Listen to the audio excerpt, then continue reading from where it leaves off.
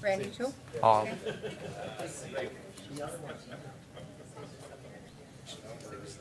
It's 4. You want us Who to said switch that? it? Yes, please. Oh, that's weird. I, okay. Tell me your name.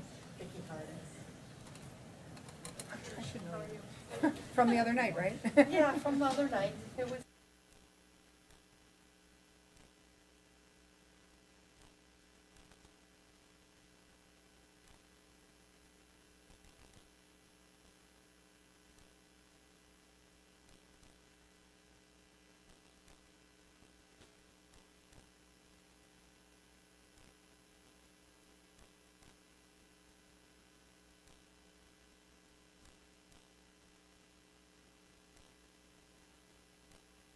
Okay, we've registered 8 people that want public comment for item number 4.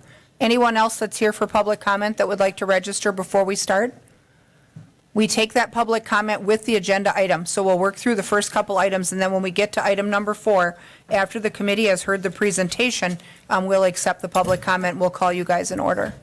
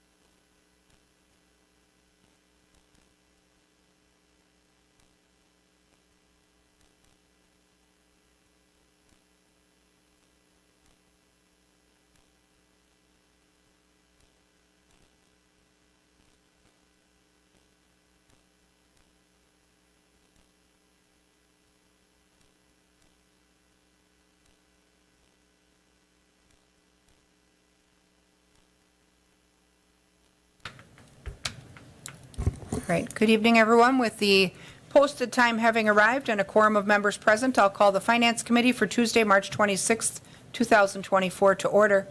The first item of business on our agenda is the minutes of our previous meeting from 3/12 of 24, copies of which were in the packets. Did anyone note any revisions or updates that they would like for the minutes? If not, I'll take a motion to approve. Motion from Watson. Is there a second? Second from Martins. Further discussion? Seeing none, members in favor signify by saying aye. Aye. Aye. Opposed? None are opposed. That item carries. Item 2 is discussion and possible action on sole source purchasing for Kowalski Masonry for the Athletic Park project. Do we have the park director with us this evening? Oh, yep, well, okay. So what you've got in your packets is a request for some cap work at Athletic Park around the concourse. We had considered that item in CIP. It was identified at CIP that apparently that particular contractor maybe possessed the molds or something for those pieces and seemed qualified or uniquely qualified because they had maybe performed some of that other work. I guess we'll bring up Andy Sims. You can walk us through your request. Yep, so I met with Kowalski Masonry, and they have some of the caps that, to replace the existing caps at Athletic. So the caps we're looking at are behind the home plate area, and it's where the old stadium sat on top of. They were on top of those pillars. So that material, those caps are, they're deteriorating and flaking off. So we're looking at replacing those caps. Kowalski's plan was to cut those off and replace with material that he already had at his warehouse and reconstruct as necessary. Committee members, do you have any questions on that particular project? Looks like they're looking for $19,700. If not, is there a motion to approve the request? Motion by Denny, is there a second? Second by Watson. Further discussion? Seeing none, members in favor signify by saying aye. Aye, opposed? None are opposed, that motion carries. Thank you. Thank you. Item number 3 is discussion and possible action on approving sole source purchasing and budget modification for an emergency repair on the fuel island containment system at DPW. This actually comes to us from, I believe, our fleet manager, who said that an issue was noted with the existing fuel island. They've identified, it looks like, one qualified vendor in the area that's able to make the repair that they need. You've got some documentation in the packets on that. Does anybody have questions on that item?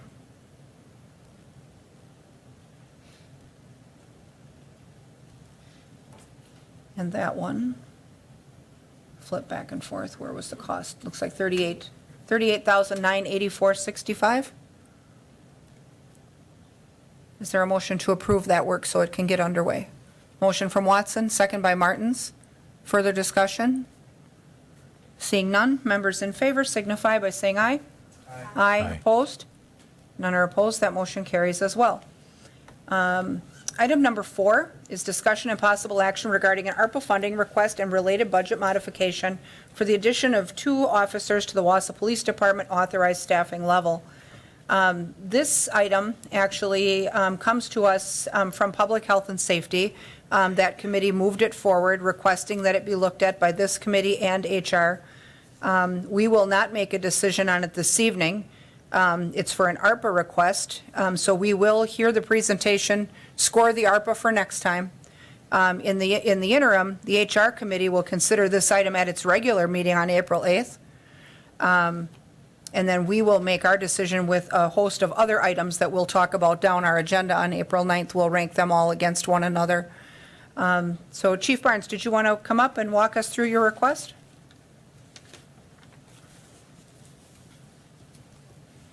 Welcome. Thank you. Good evening. From a process standpoint, it's my expectation that we'll also be discussing this on the 9th in regards to additional funding for this project. Correct. It made sense, given the timeliness of this request, and to not have it delayed an additional 2 weeks post the 9th, assuming that there's a decision to allow us to move forward. To get the ARPA request in right now, it'll be a similar presentation, I'm sure, conversation that we had at Public Health and Safety a short time ago. But, so I'm not sure how you want to move forward with this. Do you want me to discuss what this request would entail, or do you want me to abbreviate it, or? Yeah, I guess if you want to talk a little bit about what the request would entail, kind of how we got to this point, and then talk to us about any fund sources that you've identified other than ARPA. I mean, obviously, there's an ARPA request, but, if you've identified other fund sources as well, I think that's relevant. Sure. So we've noticed, well, first off, I'll apologize for the timeliness of this request, because we're well aware that most additional position requests come through our normal budget process. At the time we were going through our normal budget process, including at the point which this council approved the budget, I had zero intention of asking for additional staff. Our experience over the last 3 months has changed that and created some exigency to this request. The number of unhoused individuals in our community, many of which, as reported to us by our service providers as well as our officers' experience, are migrating to this community from areas outside of here. They're not reporting any local ties to this community. And with them comes some significant issues that are impacting the quality of life, specifically in our downtown, in our parks, in our library. And those are behaviors. And who do they call when those behaviors are impacting their businesses or the quality of life? They call the police department. And so our officers are responding significantly more frequently, and those issues are becoming more complicated to deal with. What that creates is a situation for the rest of our community. It dilutes the police resources that they're used to in their neighborhoods, because our officers are spending so much time downtown, and many of those calls are more than one officer calls. We're not going to send one officer into a situation like that. So it requires pulling officers off of their assigned sectors, which are all the different neighborhoods in this community, to address that issue. There are times that we need 4 or 5 officers to be responding at one time to address those problems. And those problems are behaviors. Nobody wants to take someone to jail for being homeless. However, we have standards in this community and we have laws, and I just don't believe that we don't enforce our laws because of someone's housing status at that given time. We need people to behave in our community, and we don't want the quality of life here to be diminished. But yet this problem continues to grow. And nothing you will hear me present to this council that is within our control at a police department, and to some degree within your control as a council, solves the root cause issues of homelessness that we're dealing with, not only in this community, but in this county. And I summarize those for public health and safety, and they are readily accessible and available and effective AODA treatment. Readily accessible, available, and quality mental health care for individuals, as well as affordable housing. We know that from the study that was done in this county that we're short somewhere between 4,000 and 5,000 units of housing. And I'm no economist, but when you have a shortage of supply and the demand is up, it causes the price to go up, and it creates housing instability for many people. So not all of our homeless are coming from outside this community, but over the last 3 months, the growth in the number of individuals that are coming here has created a situation that our staff are struggling to keep up with. And so what that looks like for us is we've identified a problem, and we went back to, as a staff, we looked at what have we done in the past when we've identified problems to be able to have a positive impact. Our patrol officers are the ones responding right now. At any given time, they can look at their computer screen in their squad and see the 3 or 4 calls that are stacked up for them to deal with. So being call driven and trying to address these issues and do it in a way that is compassionate, that does the best we can to find the least restrictive method to impact positive change, is very difficult for them in that environment because they're very busy and they're called from one location to another. When we had that issue with individuals in crisis in this community, our officers are the ones out responding to individuals who are suicidal, that want to hurt themselves, hurt someone else, or are dealing with significant mental health issues. Our patrol officers were the first responders. We developed a program that partnered officers and a deputy with mental health professionals to go out into the community. They're higher trained, they have a heart for that type of work, and we saw positive results, statistically positive, less hospitalizations, better services to individual. And it's because they were able to build relationships and spend the time necessary focused on a single issue. And that issue might be a person, it might be a group of people. And we saw positive results. Some of you may recall the community resource unit that we started. I was a lieutenant when that unit started, and that was because there were issues impacting the quality of life in neighborhoods, frequently that had to do with drug dealing, and we were asking our patrol officers, in between calls, to try and make a positive impact in those neighborhoods, and they weren't able to do it effectively. So we took staff and we allowed them to have the time necessary to commit to a singular issue, and we saw results, and that program ended up growing, and we see results every day. The amount of issues we've resolved. Now, frequently we can measure that in how many pictures with a bunch of money and methamphetamine that they seize during a search warrant. But this is also the group of people when a neighborhood is having an issue with the 17-year-old that doesn't have a muffler on their truck and does burnouts down the road that impacts the quality of life. This group of individuals has the ability to commit the time to create positive change, whatever it is that's negatively impacting the quality of life in that neighborhood. So that is the solution we're looking for here.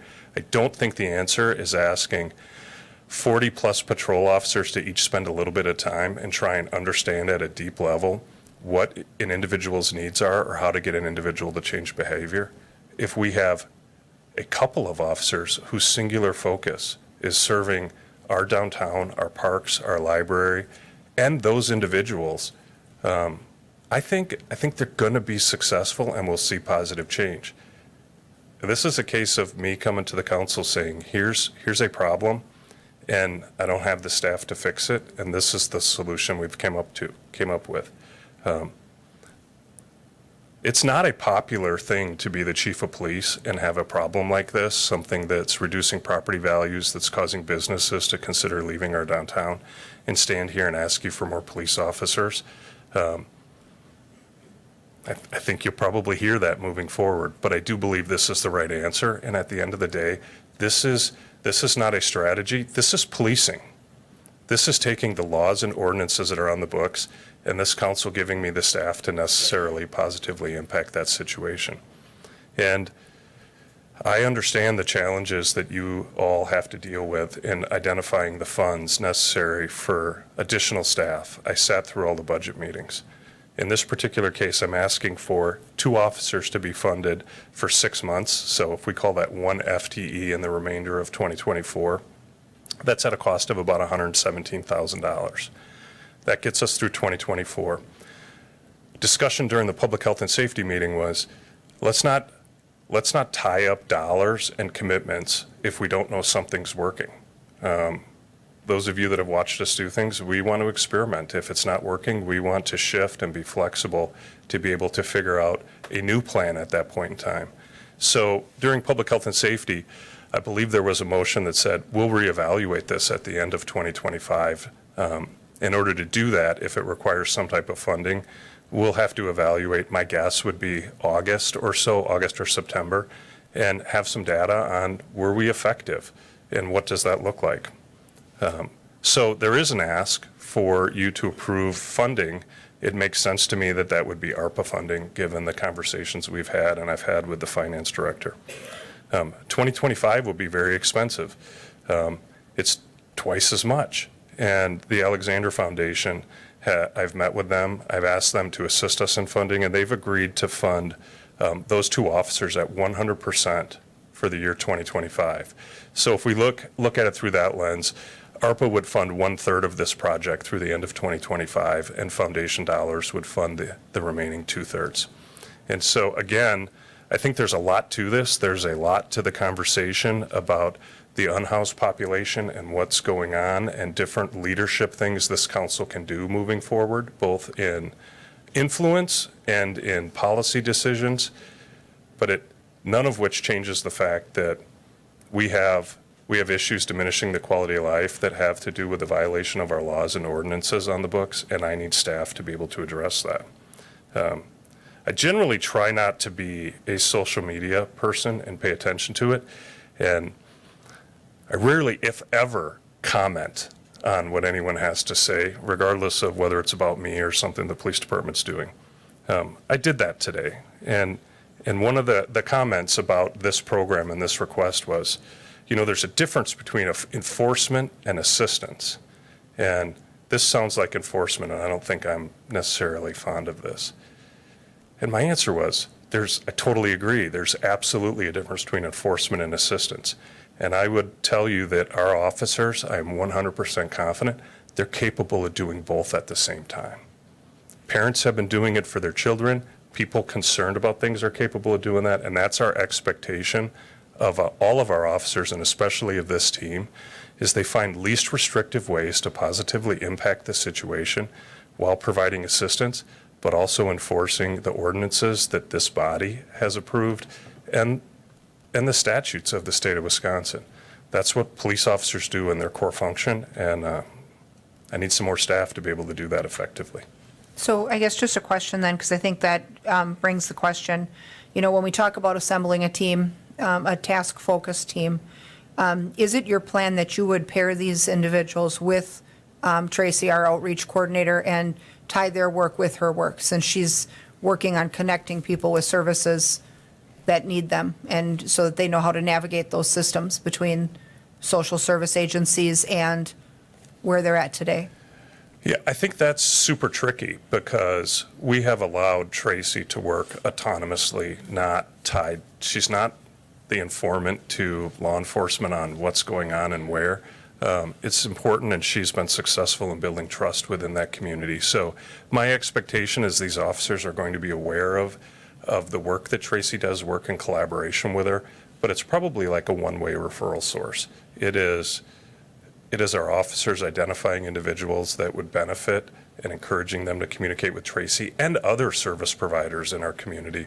I don't necessarily see Tracy partnering with them and being out there enforcing our ordinances or statutes, because that's not her role, and I think that would diminish her effectiveness in the work that she does. Well, and maybe jeopardize the trust relationship that she has with a number of people already, but, I guess if we talk about one-way referrals, really through their contact with the individuals that need assistance or that want it, then one of the tools in their toolbox is to connect them with her and her resources, correct? I mean, That's correct. Okay. That would be Okay. a preference. I don't want to take anybody to jail, but at some point, we have standards in our community, and that may be part of the solution. Our ordinance structure and us writing citations to that population is not effective. We've been doing that for several years, and they don't show up to court. We don't put people in jail for not paying their citations to the city. And, the tools available to the city to recover those fines, that doesn't work within this population of Right. individuals. Okay. Committee members, questions? Sarah, go ahead. So if, I guess enforcement, if writing citations isn't the goal of these two new officers, what would be their big tasks? Because I guess I was looking at it as they would be partnering with Tracy, or we would have, I was hoping like another two Tracys in addition to Tracy. I'll take as many Tracys as you'll give us. Yeah, so- But I'm just being careful to make sure that there's a distinction between the work Tracy does and enforcement, because her role's not enforcement. Do I think that these officers will be in constant communication with Tracy about what they're seeing and where people are and how to get people resources? Yes. Do I think that will make Tracy more effective? I do. But they're not going to be hand in hand out in the community on a regular basis, because their roles at that point are different. So what might these individuals be doing? They'll be responsible for our parks, identifying where illegal encampments are. They will spend a significant amount of time ensuring that our parking ramps are a place that people want to park and utilize. They will spend time in the library. I've met with officers that have expressed some interest, and I'm like, you better get accustomed to who all of our downtown businesses and partners and shareholders in our community are, because you're going to be talking to them on a regular basis. The other thing that I do want a partnership between Tracy and these officers, as well as our service providers and organization in this community. We need to do a better job of collecting data and getting answers to the questions we have. Some of that will come from unhoused individuals. Some of that will come from service providers, that we collect the data so that as decisions are being made, they're being made not on the anecdotal information of officers and their experiences or the data we collect on enforcement and citations, but really what is the net growth within our community? Where are they coming from? Why are people coming here? What is that draw? And try and answer those questions more academically than just anecdotally. So it won't be like citations per se then if they're patrolling these specific sort of hot zones or places like Well- you're talking about, but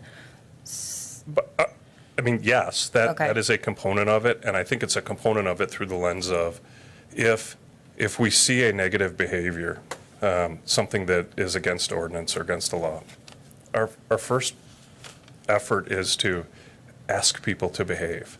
And if we get compliance, we're done. But if we ask them to behave and they continue to misbehave and we write them a Wausau municipal citation and that behavior continues and we issue a second municipal citation, to issue a third doesn't make any sense. And at that point, there could be a custodial arrest and someone could go to jail. So it is a tiered system. It's designed that way. And our goal is not to arrest people. Trust me, there's plenty of my partners who, every time we take someone to jail, that comes with a cost. It's not my desire to spend money from the sheriff's department, but at the same time, the sheriff's department understands that this is a significant issue impacting our community, and they've expressed their full support. But we want people to live by the standards that we've set, and if that requires escalating the consequence for those behaviors in order to get compliance, that's what we're prepared to do. So Chairwoman, I just have one Go more ahead. question. For sure. So are there any special, I guess, specialties or educational pieces you would be looking for in these officers? Because I guess, somebody that has more of a counseling background or something like that, or is that not really the role they're going to actually take? I mean, if I got to create the perfect resume for someone involved in this, they'd be an expert in mental health, AODA, housing, and the resources. I don't have any of those to be able to put in this position. I am working with one individual that lives in this community that has a lot of that expertise and professional experience. Whether I'll be able to hire him as an officer, that remains to be seen. But I will tell you that when I have numerous officers that are interested in this assignment, and the measuring stick that will be used to determine who rises to the top is creative problem-solving ability. I think they need to have that, because how to do this and do it effectively, that still remains to be seen. But what's most important is their heart and their character. So I want officers who understand and can empathize with the situation these individuals are in, who aren't just coming at this from a perspective of, let's just haul everyone to jail and solve this problem. Let's just kick everyone out of here and solve this problem. They need to understand and appreciate and be able to partner and build trust with every single person they're dealing with. And it's possible to do that and enforce the standards of this community at the same time. So that's what I'm looking for in the officers that would be assigned to this task force or group. Well, and I guess just a follow-up question then, I guess absent the referral to services, which is Tracy's thing now, I don't see this being that much different than the work that Eric Lemoran was doing other than the service connection. I mean, before we even had Tracy, and we started out as an experiment with him out in the field, trying to do some street-level outreach and get people on a path, at least on a positive path that we're willing to get on one. I guess I don't see this work to be that much different than what he was doing. If there's to be trust gained between this team and the individuals that are in the situation, I think there's some value in gathering data to figure out where we have some deficiencies in our systems. I think in public health and safety, we were talking about a situation where now Tracy is actually working with our hospital as they discharge people, that they're not discharging people into homelessness on the streets when they don't have that place to go after they leave the ER when they come in for a healthcare purpose. And, I think they were unaware of some of the resources that she has available, that she has access to. So I think putting our heads together with some of those institutions as well, when you collect that data and you find out how someone got to the situation they're in, if there's a deficiency that needs to be fixed, I think there's room to identify those solutions. But, that was some of the discussion we had in public health and safety, is that there has to be a two-pronged approach. It can't just be, iron-fisted enforcement. It has to be connection to services, there has to be a care element, and then there has to be an enforcement element. But I think that, if we're going to build a team that's set to solve a problem, much like the neighborhood resource unit, much like school resource, much like CART, I think that the creative problem-solving element there is why those work. Because they're not just throwing down enforcement of ordinances with an out-of-the-box approach. I mean, that's why those other systems work, if that's what you're looking for a model. Yeah, I think that's absolutely what we're looking for. And it might not be popular, but we're also the police department. And when people behave and break the law, we enforce the law. And when we're not enforcing the law effectively, it reinforces those behaviors. So my hope is we see some positive behavior change in our downtown and in our parks and in the library. But that is also done simultaneously with creative problem solving and partnering with the community and partnering with that population and finding creative solutions. So it is all of the above. But at the end of the day, we're not going to solve homelessness overnight. I feel like the growth in this population has created a scenario in our downtown, and in our parks and in our library that if left unchecked and we don't do something to curb some of that behavior right now, by the time we come up with great solutions and partnering with other government entities and other neighboring communities and other organizations, recovering from that is going to be incredibly difficult. And I feel like we have an opportunity right now to keep this situation that we're dealing with manageable, potentially see some positive change, and continue this conversation about what these policy decisions outside of the police department. We're talking about the resources that exist within our community in order to serve. Prior to me coming forward and asking for 2 new officers, I think you're all aware that I came forward with a proposal to fill a gap with transitional housing for unhoused women, because we see a gap there and we struggle with watching that portion of our community suffer the way that it is, because we feel like we should be able to do better as a community. The amount of time that has been placed into trying to come up with funding sources to be able to do that over the last 3 weeks and get a program like that off the ground. This afternoon, I spent a significant amount of time with Catholic Charities talking about what the future looks like, how they're sustainable, how they can provide resources to this community that not just shelter people for a night, but how they get people out of homelessness. I want people empowered to leave homelessness, not enabled to be in homelessness in this community. And that requires both a partnership with the government, the police department, and our service providers. And the healthier that relationship is, the more effective we're going to be. But there's still a ton of work to be done on that. This is not, I'm not here to tell you that this is the solution to all the issues facing Wausau right now, because I don't believe it is. Well, and I mean, we're going to look at this through the money lens. HR will look at it through the staffing lens. Public health and safety looked at it through the health and safety lens last week. I guess if we just shift to the money lens, I mean, we're looking for an ARPA a ranking of an ARPA project for $117,000 to finish this year. We'd have 100% funding through a grant for 25.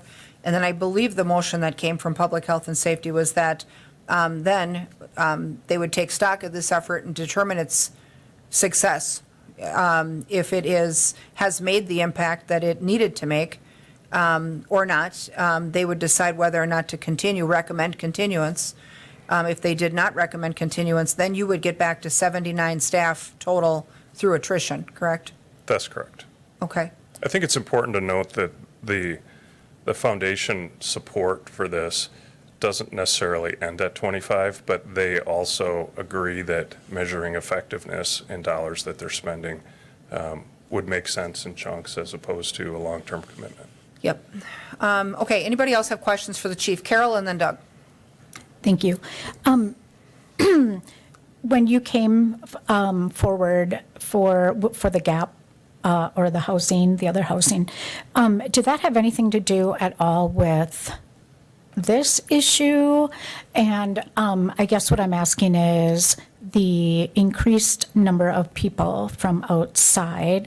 I would assume just by sheer numbers that does threaten, maybe our population here of the unhoused. But have you seen specific examples of where our unhoused population here their safety is threatened by the people that are coming in from other places? Or specific, any segment of that population that that their safety is more threatened? I don't know if you can answer that or not, but. Well, I think I understand the question. Does our unhoused population that currently exists here, are they concerned about the influx of additional unhoused individuals coming into this community from other areas? They report to our staff when they're talking to them, including Tracy, that that does concern them because of threats of violence and survival instincts and the things that are occurring within that population to people that might have considered them longer serving unhoused Wausau residents. But what we do know from our experience is that the victimization of our unhoused females in this community is they are being victimized in different ways and at a much higher rate than their male counterparts, male unhoused counterparts in this community.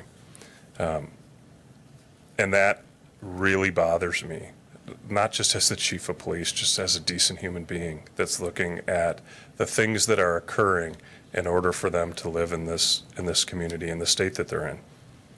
But I also know that that got brought forward because just finding housing for them is not sustainable, because they need assistance to be able to thrive in that environment and leave homelessness on a permanent basis, not for 6 months until they get evicted again. And I know that the plan for public health and safety next month is for Tracy to report on, not on successes, but on what some of those failures have been. So we identified that as a gap. That gap does not just exist for women. That gap exists for many men in this area. But like anything, we need to start small. We need to have a proof of concept. We need to know what works in this community. And then we need to scale that and answer lots of questions. How do we do it, and how do we fund it are the two big ones. And including whether it's our role to fund it as the government, or whether there are alternatives in ways to have that type of programming. Sure. Okay. Doug, and then I think when we get through the committee's questions, I'll also offer you the opportunity to ask questions of the HR director, because he will be gone out of town on April 8th. So if you have questions from an HR perspective, it's better to ask him now because he's here. And, okay, and then also if you have questions for Tracy, she's here as well, since she's doing that work every day. So Doug, go ahead with your question. Thank you, Madam Chair. And I think one of my questions was related to HR. You know, I can applaud the police chief for trying to tackle an issue here, but I guess I have a couple of concerns. Is that the police chief is now driving the policy for the city before the city, the governing body has determined what our philosophy is for this segment. I want to follow up on Alder Watson's question about the job description. Have we finalized the job description for these positions yet? No, that's a partnership between the police department and the HR director. I think we have the general framework for it, which is it'll be the patrol officer job description. Those will all be tasks that they still need to be responsible for, but it will include a shift in when their hours are. There's a demand on my part that those hours are flexible. Not every issue I'm expecting them to address occurs between 8 and 4, Monday through Friday. And it will include expectations of community outreach, both not only within the population that we're serving, but within our business community and our other stakeholders. And it will include a requirement that their knowledge base of the resources available in this community and how to get people to those. Those are all things that I anticipate being included in the job description.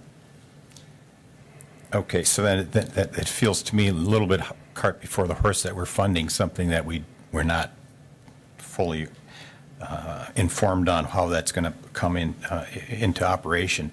The other issue I have is ARPA funding. One of the things we committed to is to not put us on the hook for additional personnel that puts us into more long-term funding. So, you know, I think funding aside, we still have to look at the philosophical nature of this. I think Alder Watson alluded to potential more treatment type options, and you know, it sounds like we're not really getting that hybrid. We're getting more of an enforcement option. So I'd like to see that HR description before we move this forward. Okay. So we'll have that, because we're making our actual funding decision on the 9th after HR has considered the item. The item that we're being asked to do tonight is to score this project on the merits of the project. So we'll score it against all of the other ARPA requests, but we won't make any final decision on funding or approval until April 9th after HR has met and considered the stuff that the chief and James still have to work out. So we'll have that. I mean, because it takes us as a committee 2 sessions to score an ARPA request, we have to hear the project, consider the project, evaluate the project. Now, one of the criteria in the scoring matrix is future budget pressure. And so if you go back to think about your score sheet, any ARPA request that presents future budget pressure in the terms of staffing or ongoing expense in that one line item scores 0 points. So score that accurately, right? So this particular request, having grant funding for 2025, the future budget pressure only exists if you keep the program. So, I mean, bear that in mind, but if the intention would be to keep this process going, we would have future budget pressures as a result of that investment that we make in 2024. So there's that. Does anybody have any questions at all for Tracy? If not, because I think she was sitting behind the chief nodding when he was talking about a number of things here. So with that, we have a number of people registered for public comment, and the council meeting is coming in 20 minutes. So the rest of the agenda, for my guess is public comment will take the rest of this meeting period. That said, items 5, 6, 7, 8, 9, 10, and 11 will either have to be, we will have to recess and then reconvene to finish our agenda after the council meeting, or we will have to schedule a special session to finish this work before April 9th. So I will let you guys pick your poison on that, but for now, we're going to take public comment. Public commenters, I'll call you in order. If you could limit and expedite your comments. If someone else is saying what you intended to say, please paraphrase. First person who's registered for comment, Sandy Kelch.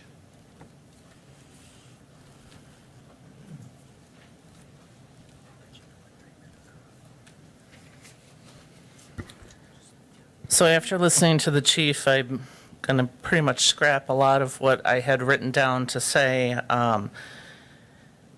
So while listening to him, I'm absolutely against hiring 2 more officers, and I don't think that comes as any surprise, just simply because federal studies show that criminalizing homelessness increases chronic homelessness, as well as having a shelter model in a community that does not have solid mental health and AODA services, in addition to a program that is set up for housing with case management.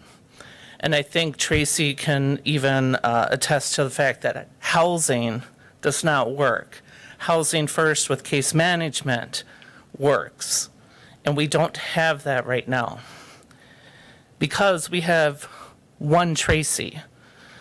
When Tracy was running the warming shelter, you know, the unhoused was still an issue, but Tracy went above and beyond to kind of keep it contained.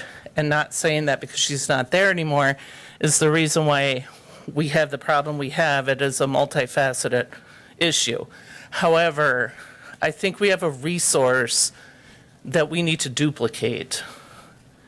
And rather than spending this money on an officer or 2 officers, to give the community 2 more Tracys, under Tracy's tutelage, under her example, under her experience. If something were to happen to Tracy in this position, we don't have a Tracy to replace a Tracy. We have officers to replace officers. That is just a given.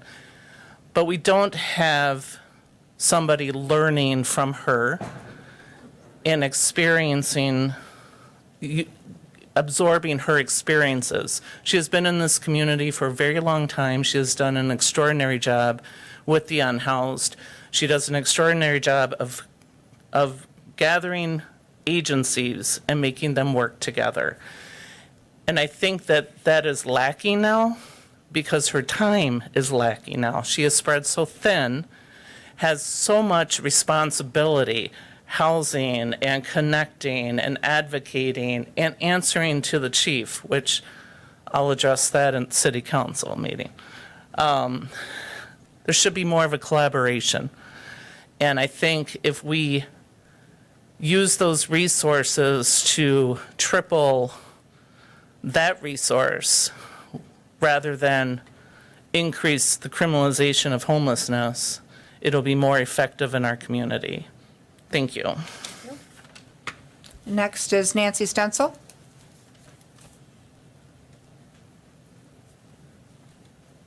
Hi, everyone. Nancy Stencil, 223-281 Azalea Road in Wausau. And to piggyback off what Sandy said, yes, I do believe case management is a much better choice for what we have going on here, along with taking some of the ARPA monies and building the programs that we already have and making them stronger, because poverty itself extends far more than just the homelessness. As almost half of our population here in Wausau lives with it, 40% are like one disaster away from, being in poverty themselves. And to add another layer to that, we're combating a system that doesn't acknowledge that there are people with mental and physical health conditions. Poverty itself is the number 4 cause of death in this country. We live in a system that has nothing but greed and power, and it's poverty violence is what it is. Addressing homelessness itself should not be a default discussion when bringing up poverty, because it only represents the most extreme cases of it. It's a small part of a very large problem. Addressing that root cause of poverty would do more to eliminate homelessness than enforcing law and order for all. To me, this is a very big red flag. We need to look at the causes before we can treat the symptoms. There are long and short-term solutions needed, so I ask all of you to please take that into consideration when we come to addressing poverty. And off of what Sandy said, we need more Tracys. That's what we need, not more law enforcement. And I have worked in my career in mental health with a lot of very, very good law enforcement. I'm not knocking them, but that's not what's needed here. Thank you. Thank you. Next, Terry Killian.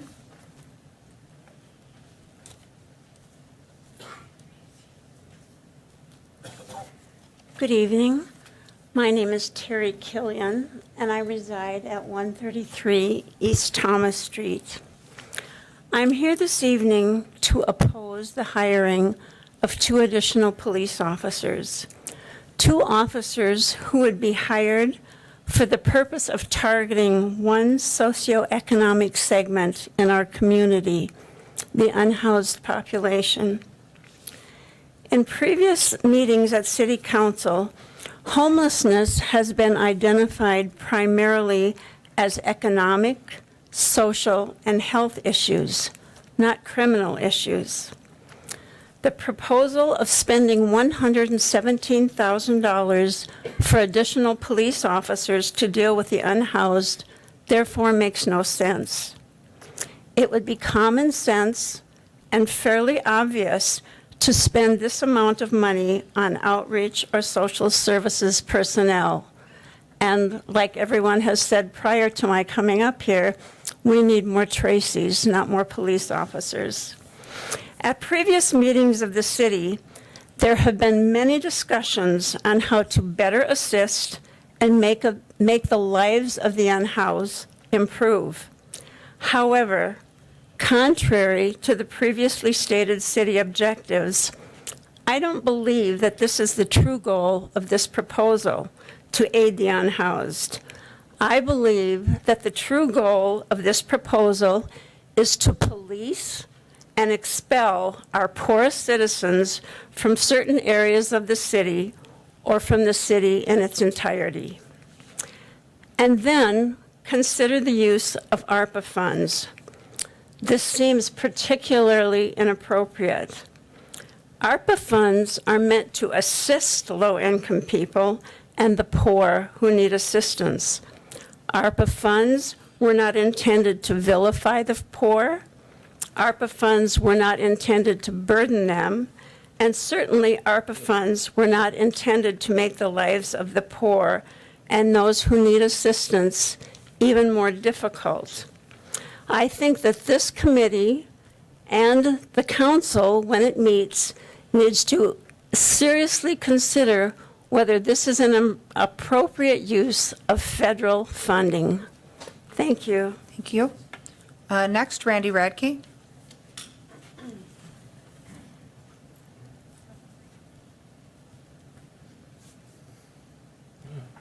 Hi, my name is Randy Radke, reside at 244 Wyatt Street, Wausau, Wisconsin. Yeah, I'm against hiring 2 more police officers for the homeless. What we need is 2 more social workers, or like everyone else is saying, 2 more Tracys, or more help in what Tracy does. I think that would be, or at least if you make a decision on it, make sure you go over, the parameters of what their job is, because I think that's the area we can pretty much all agree that we need help in. So, thank you for letting me speak. Sure, thank you. Tom Killian.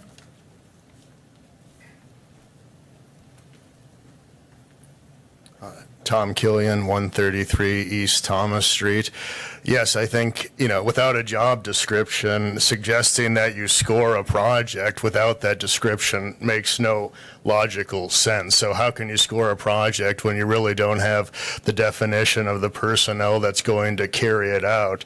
You really have no definition of what the project truly is then. And I think tonight you did hear, I tried to disabuse a reporter who called me last night from WAOW that this was not about helping or assisting the unhoused. This was about enforcement. We could hear that from the chief tonight. That this is about enforcement, not helping the poorest in our community. So even with a kind of sanitized, happy talk version of what's to happen, it's not appropriate, and it's certainly not appropriate to use ARPA funds to target the poorest socioeconomic segment in our community. Furthermore, this attitude is nothing new. It did not come from an influx of people from out of town. So about 4 years ago, prior to announcing for office or running for office, I had the pleasure of sitting down for coffee with the then chief and at the time Deputy Chief Barnes, now Chief Barnes, and they told me at that time when I brought up that more services were needed, that there was a concern that providing sufficient additional services would draw more people in poverty into town. That was 4 years ago. That was the concern. The plan has never been to provide sufficient services. The plan has always been to provide insufficient services for that narrative that's being peddled. Furthermore, there's going to be a Supreme Court case on April 22nd, the Grants Pass case. Doing something like this, if the courts overturn prior precedent, you are going to see further authoritarian tiptoe on this. First, it was kick the unhoused out of ramps, then parks. This is an abortive, unjust strategy, and sometimes you just have to tell the police department no. And furthermore, this harkens back to like the Compass Properties debacle, when they wanted essentially rent-a-cops to look after Washington Square. I think what we're hearing tonight is that some downtown businesses want private security, and if that's the case, they should hire some. It's not using the police force and transforming them into the Pinkertons to protect moneyed interests. And the optics of using a wealthy foundation to fund the policing of the poor, I'll tell you, if that didn't sink in already, pretty bad optics for Wausau. So let's use public funds to help the public. If they want a private security force or the Pinkertons, then they should pay for it themselves. Thank you. Thank you. Next, Vicki Harness.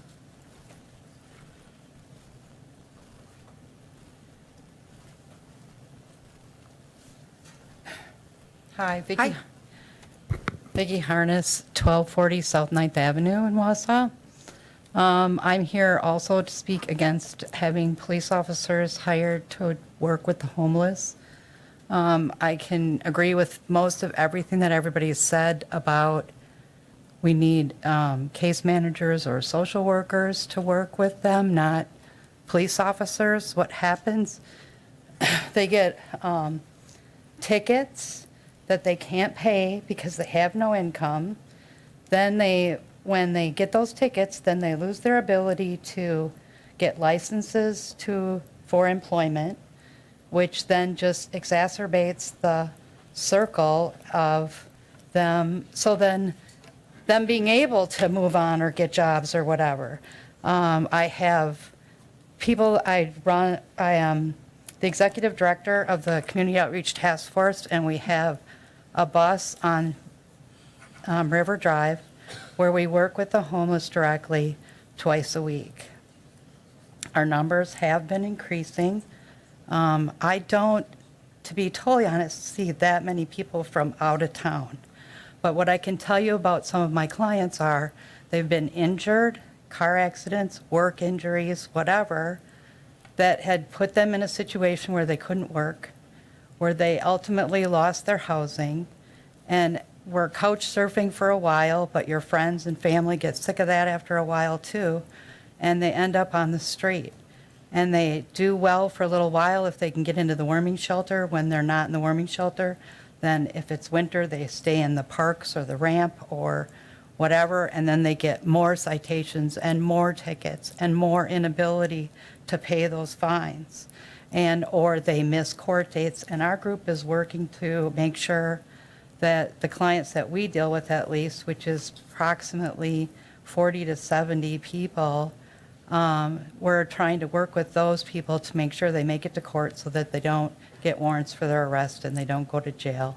Because having them go to jail only costs us more money, not less money. And so we're going to give them citations that they can't pay. And then they, like I said, they lose their ability to get licensing. My one client was injured and couldn't do the work that she was doing before, so she worked in gas stations. Well, now because she has a whole bunch of gas stations didn't pay her enough to stay housed, but she was at least still working. And now that she has a whole bunch of fines, she can't have a bartender's license, which you have to have the liquor seller's permit in order to work in a gas station because the gas stations sell liquor. So now she can't even have employment because she can't have the license because she owes so many fines. And that's just one person. I have several other stories that we could talk about this for way more time than we have today. So I really think that the committee should really consider more social workers or counselors or people like that that can work with this population rather than arresting them and giving or citating them for their ordinance violations. Okay. Thank you for that. Next, Catherine Cronenwetter.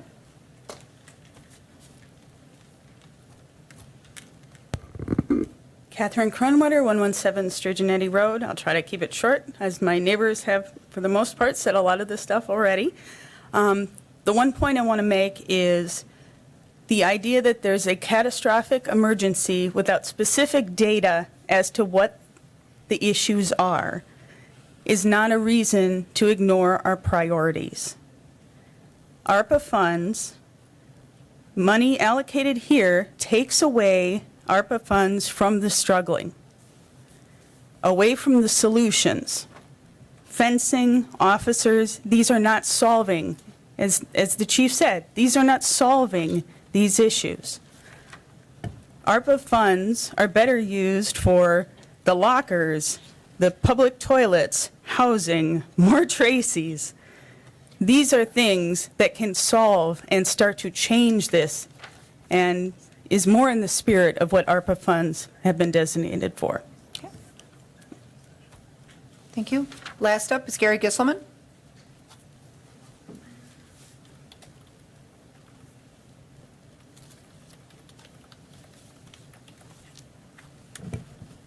Thank you very much. Gary Gisselman, 319 Park Avenue, Alderperson, 5th District. You have heard a lot this evening with regard to this proposal. I also will be here to speak against the proposal to hire more policemen for dealing with the homeless. I think the city of Wausau can be, this is another alert for the city of Wausau and for the city council that we really have to take the issue of homelessness seriously in this city. More than a year ago, a special committee of the whole was engaged. We thought some things would come from that. Well, nothing did. But I think it takes the whole city council, the whole administration of the city of Wausau, and the surrounding social service agencies to make sure that something indeed is done with regard to homelessness in this city. Criminalization of the homeless isn't going to help. Once they're in jail, they'll be homeless once they come out of jail. Is that really the goal that we want? I think that we have to be serious about the issue of the homeless within our community. Let's move the moral compass so that the city council and the city of Wausau can indeed engage the issue of homelessness in this city, whether it be this committee, HR, public health and safety. I think everybody has to start to be engaged in the issue of trying to deal with the homeless people in our community. They are here. I'm not, whether they're citizens of the city of Wausau moving in, they're here, they're with us now, and I think that we have an obligation. I think we have a moral obligation in all of our different ways to help the homeless in our community. Thank you. Thank you for that. We're going to need to recess to make way for Common Council at 6:30. The Common Council agenda actually looks fairly short. So, committee, how are you with taking a recess, letting council occur in between, and then reconvening after council to finish the agenda? Because I don't think the items we have left are particularly lengthy. Okay, if we're good on that, then we'll stand in recess. We'll make way for the Common Council, and then once council adjourns, we will remain and then finish our last couple items. Thank you.